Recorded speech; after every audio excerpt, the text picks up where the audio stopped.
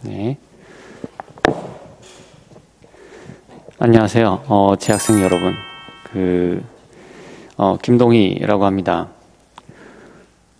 이번에 우리 재학생 선생님들을, 예비 선생님들 대상으로 이제 그 임용 시험 준비를 위해서 어떤 것을 대비를 해야 되는지 그 내용을 좀 안내를 해 드리고자 이런 영상을 준비를 하게 됐습니다.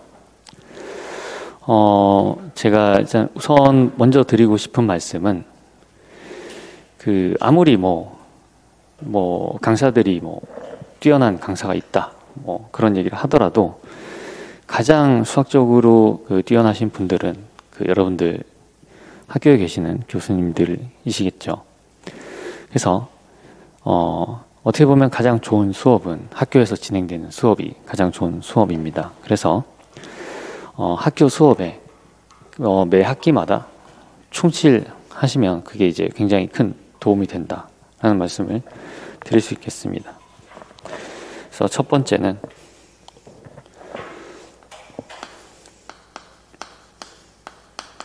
학교 수업에 충실하자. 시험 준비도 그 과목 담당 교수님께서 내시는 스타일에 맞춰서 열심히 준비를 하시고 과제도 열심히 하시기 바랍니다. 그걸 하시면서 이제 틈틈이, 근데 그게 이제 여러분들은 임용을 대비를 하셔야 되기 때문에 임용에 출제되는 그런 과목들에 대해서는 특별히 신경을 쓰셔가지고 이제 이론 노트를 만들어 보시기를 권합니다. 그래서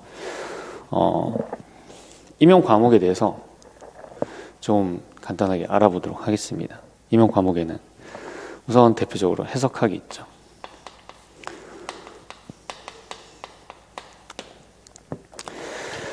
이제 과목별로 간단하게 조금씩 설명을 해드릴 텐데요. 해석학이 있습니다. 그리고 현대대수학이 있고요.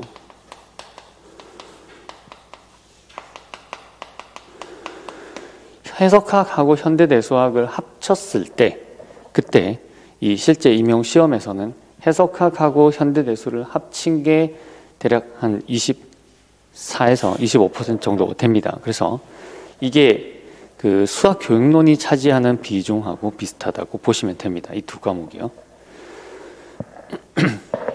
요거 두 개가 거의 약간 해석학이 좀 많은데요. 2분의 1 수교 정도 된다. 이렇게 보실 수 있겠고요. 그리고 이제 얘네들 각각의 또 다시 한 절반 정도의 비중을 위상수학이나 복수와 해석학, 그리고 확률과 통계학,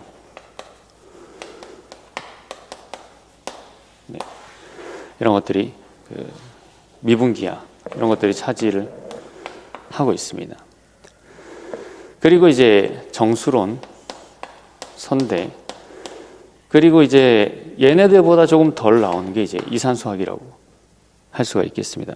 이 과목들에 대해서 각 과목별로 각각의 예비 선생님들 본인에 맞게 내가 중요하다고 생각하는 것들을 정리를 따로 해놓으시면 도움이 되겠습니다. 그래서 이렇게 한번 써볼까요? 나만의 이론 노트. 이거를 굳이 꼭 반드시 논리적인 순서로 쓰실 필요는 없습니다. 그게 사실 나중에는 중요하지가 않아요. 내가 중요하다고 생각되는 내용들을 그때그때 일기처럼 이렇게 기록을 해 나가시면 됩니다. 워드 프로세서를 활용을 하셔도 되고 손으로 쓰셔도 되고요. 순서가 신경이 쓰이시는 분들은 바인딩 노트를 활용을 하실 수 있습니다. 아니면 그냥 단순히 A4 용지를 활용을 하실 수도 있겠죠. 그러면 순서에 맞게 나중에 공부한 내용을 앞에다가 넣을 수도 있을 겁니다. 그래서 이거를 시간이 있을 때 재학생 시절에 차근차근 만들어 놓으면 그것이 굉장히 큰 자산이 됩니다. 자, 그런데 실제로 우리 학교에서 주로 사용되는 그런 교과서들에 있는 내용하고 임용에서 실제로 출제가 되는 내용하고는 다소 약간은 차이가 있습니다. 특히 지금 그 수학교육학과에 그 재학하신 선생님들 입장하고 그 다음에 수학 전공을 하고 계신 선생님들의 입장이 약간 다를 수 있습니다. 수학교육학과에 그 재학 중이신 선생님들께서는 그 이제 각 학과 교수님들께서 수업 자체에 그 임용 시험에 준해서 그 임용 시험에 관련된 내용들을 강조를 하시면서 이렇게 강의를 진행하시는 걸로 알고 있습니다. 그런데 수학 전공 수업 같은 경우에는 실제로 이제 그 수학자를 양성하는 수업이죠. 그죠? 그러다 보니까 그 임용 시험하고 약간 수업 내용이 약간의 괴리가 있을 수 있습니다. 그렇다 하더라도 일단은 여러분들이 수강을 하실 때는 정리 하나하나 증명 모든 것을 그 교수님이 알려주신 대로 잘 학습을 하시기를 권해드립니다. 그게 더 깊이 있는 이해를 하고 있는 것과 그냥 내용만 알고 있는 건 분명한 차이가 있습니다. 하지만 실제로 시험에서 물어봐지는 그런 내용들을 미리 알고 있다면 좀 더 웨이트를 줘서 수업에 임할 수 있겠죠. 이것을 그래서 수학 전공을 하고 계시는 선생님들 입장을 기준으로 말씀을 드리겠습니다. 제가 어차피 그 커버가 안 되는 내용은 없어요. 임용에 그렇게 많은 내용이 나오진 않습니다. 그래서 그 임용에 나오지 않는 내용 중심으로 말씀을 드리겠습니다. 우선은 이 해석학의 경우에는 대부분 고난이도 문제는 1변수에서 출제가 됩니다. 1변수. 그러니까 보통 일선 학교에서 그 해석학 1하고 2로 배우는데요. 해석학 1이 1변수 이론이라면 해석학 2가 아마 다변수 이론일 겁니다. 근데 그 다변수 이론에 대해서 굉장히 많이 자세하게 다루는 게 되는 거죠. 임용에서 출제된 거와 비교를 하게 되면은. 그래서 해석학의 경우에는 1변수가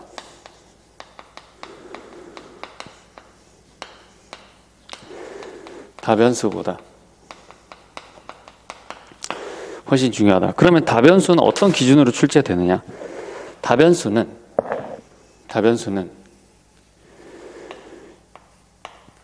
미적분 2 수준입니다. 1학년 2학기 때 배우는 미적분 2 중에서도 어디까지냐면 그림 정리까지입니다. 그림 정리까지.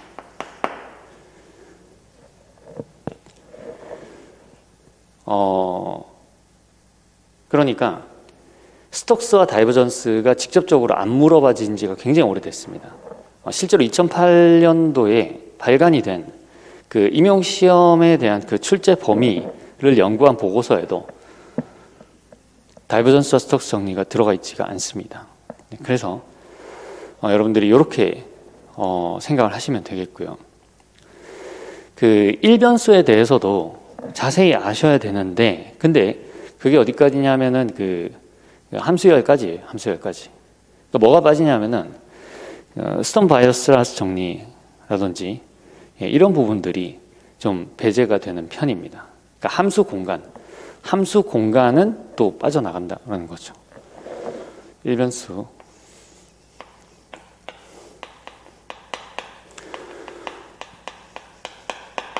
그래서 스톰 바이어스라스 같은 것들. 그 다음에 뭐 리치 레프레젠테이션이라든지 이런 내용들은 좀 빠지는 편입니다. 네. 해석가 이렇게 그 준비를 하시면 되고요. 그 외의 내용들은 증명하고 이런 부분들에 대해서 신경 써서 이제 보실 필요가 있습니다. 자, 그다음 현대대수학으로 가서 현대대수학 수업에 거의 그 우리 선생님들 대부분 이제 굴론할 때는 그 실로 정리를 증명하기 위해서 그 표현 그 군의 작용을 굉장히 심도 있게 합니다. 그런데 작용 자체가 시험에서 물어봐지지 않아요. 즉 그 이야기는 무슨 얘기냐면은 실로 정리를 활용을 하는데 그 증명을 안 보겠다는 거예요. 작용 없이 실로 정리 증명을 할 수가 없으니까. 그래서 작용 부분은 일단 처음 공부하실 때는 빼고 공부를 하실 수 있다라는 겁니다. 크게 군, 환, 체, 이 중에서 군은 뭐가 빠지냐면은 작용이 빠집니다. 작용. 그러니까 굉장히 많은 내용이 빠지는 거죠. 그래서 정리의 활용 위주로 돌아간다는 거예요. 환에서는 모듈이 빠집니다. 모듈 이론 안 해요. 예. 그리고 우리 선생님들 체론 수강하실 때 학교에서 체론 수업하면은 그 이제 뭐 그 조금 차이점이 이제 있기는 있겠지만 갈로아 이론에 도달하는 데까지 굉장히 많은 에너지를 쓰죠. 예. 근데 그 갈로아 이론을 도달할 때까지 사용했던 그 많은 부분들이 임용에서 출제가 거의 되지 않습니다. 그래서 요거는 갈로아 이론의 활용 정도만 보시면 되겠습니다.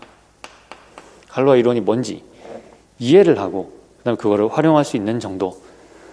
거기 이제 갈로아 이론을 이해하는 데 필요한 랭귀지는 이제 또 습득을 하셔야 되겠죠. 네. 근데 그 증명을 자세하게 다루지는 않는다는 겁니다. 어려운 부분이 있죠.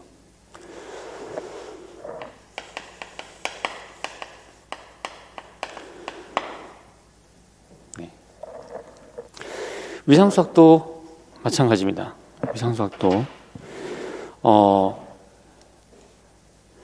중요한 개념들을 살펴보면 위상수학에서 중요하게 다루어지는 개념들, 일단은 뭐 콤팩트, 연결. 근데 이런 것과 관련해서 유도 위상 자주 나옵니다. 정말 뭐 각양각색의 함수로 위상 유도합니다. 유도 위상. 그러니까 유도 위상 두 가지인데 뭐 그 코인듀스드, 인듀스드 둘 다 있습니다.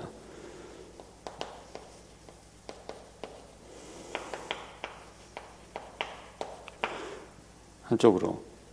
네. 그래서 이런 내용들에 대해서, 그러니까 이걸로 위상을 만들어서 그걸 해서 이제 연속이냐 물어보기도 하고, 콤팩트냐 물어보기도 하고, 네. 그 위상을 임용 준비를 해 보시면은 되게 굉장히 그 개별, 그러니까 예제를 만드는 테크닉별로 문제를 유용해서 할 수 있다는 것을 좀 아실 수 있습니다. 그 중에서 또 이제 오픈 익스텐션, 그 다음에 클로즈드 익스텐션이 있습니다. 지금 이게 저게 무슨 얘기야 하실 수 있는데,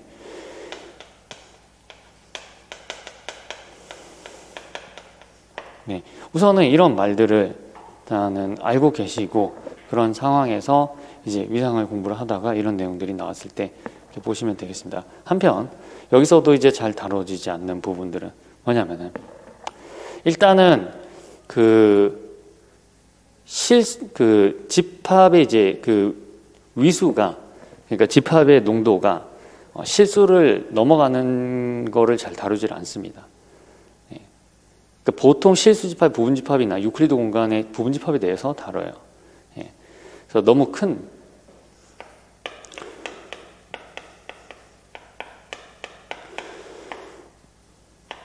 기수 집합은 잘 다뤄지지 않는다는 겁니다. 네. 그리고 티츠의 확장이나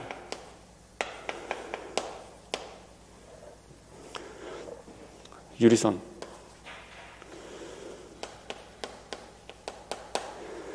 이런 내용들이 별로 그렇게 많이 다뤄지지는 않습니다. 네. 복소에서도 마찬가지로 정리의 증명보다는 정리의 활용입니다. 그러니까 정리에 대해서는 증명보다는 활용이 중요합니다. 정리의 내용을 이해를 하고 활용을 하는 게 중요하겠죠. 확통에 대해서도 다양한 너무 여러 가지 그런 근사들을 다 다루지는 않습니다. 그러니까 확통에서도 정규 근사 정도를 아시고, 최근에는 연속 확률 계산에 대해서도 되게 신기한 문제들이 출제가 되고 있습니다. 연속 확률 계산에 대해서도 보실 필요가 있겠어요. 미분기와 마찬가지로 곡률의 계산 위주로 공부를 하시면 됩니다. 곡선이든 곡면이든 곡률의 계산 위주로 공부를 하시고요. 많이 나가더라도 가우스본의 정리의 활용, 이렇게 보시면 되겠습니다.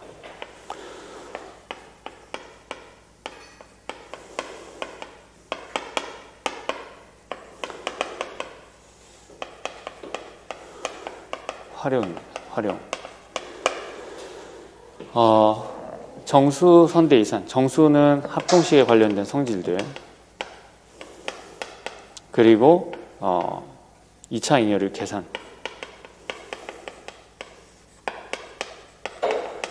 역시 활용 위주로. 2차 잉여율 계산할 때 2차 잉여율, 그러니까 2차 상반법칙 여러분들 증명하실 때 썼던 그런 테크닉들 같은 경우, 조합론적인 테크닉 이런 것들은 별로 그렇게 출제가 되지는 않는 편입니다. 정리를 이해하고 그걸 이제 활용하실 수 있으면 되겠고요. 선에 대해서 마찬가지로 대각화 이론. 그 다음에 지금 거의 그 채는 실수채 위에서만 거의 이루어집니다. 굉장히 어렵게 되면은 복소수채 위에서 진행이 될 때도 있습니다. 대부분 실수채 위에서 이루어지고요. 그 대부분 3차원 이하의 유클리드 공간에서 문제 출제되고 있습니다. 대부분 그 3차원 이하의 유클리드 공간. 그래서 3차원 유클리드 공간에서 선형 변환들이 어떤 것들이 있는지, 어떻게 대각화가 되고 얘네들의 아이겐 밸류와 아이겐 스페이스의 특성은 무엇인지, 이런 것들에 대해서 우리 선생님들이 아시면 좋겠고요. 이산수학 같은 경우는 생성함수와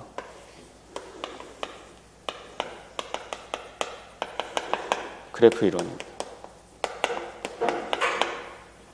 요거 위주로 공부를 하시면, 그리고 내용도 정리를 해 두시면은 큰 어려움 없이 선생님들이 그 임용에 대비를 하실 수가 있겠습니다. 그래서 간단하게 이제 그 임용 시험을 목표로 하시는 그 재학생 선생님들께 좀 도움이 될 만한 내용을 선별을 해가지고 이제 말씀을 드렸는데요. 실제로 도움이 됐는지 모르겠습니다. 우리 선생님들 꼭 좋은 일 많이 있으시기를 기원하겠습니다. 네, 감사합니다.